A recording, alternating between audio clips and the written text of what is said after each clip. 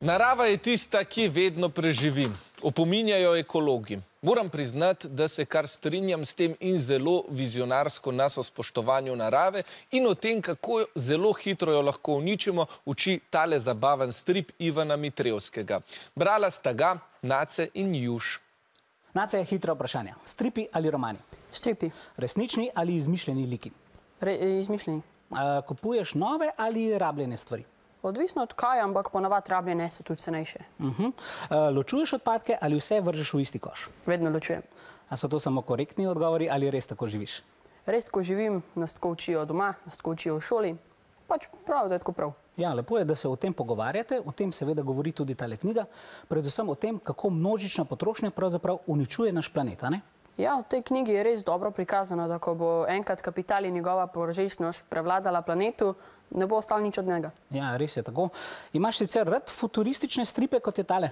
Ja, zelo so mi všeč, prikazujejo, kako bi lahko bilo, čeprav to ni vedno najboljš, ampak je vedno zanimivo videti, kakšne so predstave. Ja, absolutno. No, tale strip je narisal in napisal Ivan Mitrevski, ki ga zdajle pozdravljam. Ivan, živjo. Tale zgodba je sicer postavljena v 23. stoletje, ampak nekateri deli bi lahko bili resnični že danes. Kaj pravzaprav želiš sporočiti s stripom Rdeča raketa? Živjo. Bralci smo vseh vrst. Nekateri strip pogoltnajo naenkrat, nekateri ga berejo po kosih, nekateri pa se k njemu vedno znova vračajo in prebirajo določene dele ali cel strip. In ravno za te vztrajne bralce rad v svojih knjigah pustim določene majhne, drobne detajle, ki jih lahko odkrivajo, neke skrite fore, ki jih lahko najdejo. Mnoge od njih so načrtovane, ampak ustvarjanje je kot igra, tako da in igra je polna naključij, tako da kakšne stvari nastanejo po naključju, po nesreči. Včasih se zgodi, da nam je pri risanju celo napaka bolj všeč kot tisto, kar smo načrtovali. Hvala, Ivan.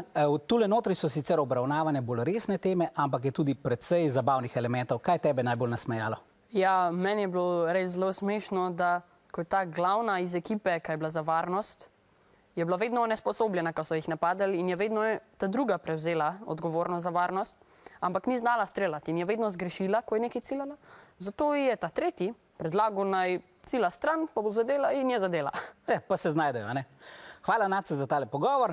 Vam pa želim, da eko ne bi bil tam nekje preko, ampak tukaj in zdaj. In da bi bile stvari bolj trajnostne, ne tako na kratek rok.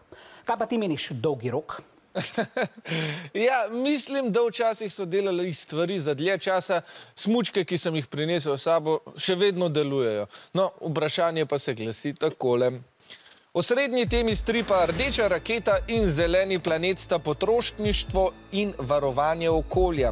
Zakaj je Nace zadržan do napovedovanja prihodnosti v futurističnih stripih?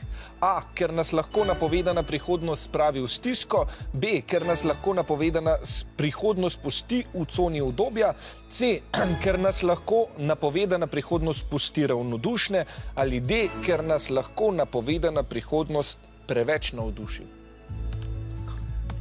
Odgovori so precej podobni, zato dobro premislite.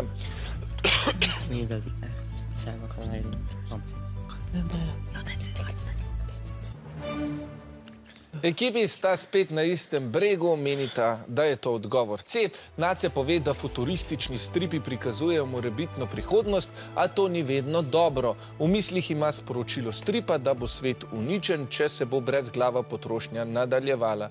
Pravilen je odgovor A in ne C. Točk žal ne bomo podelili.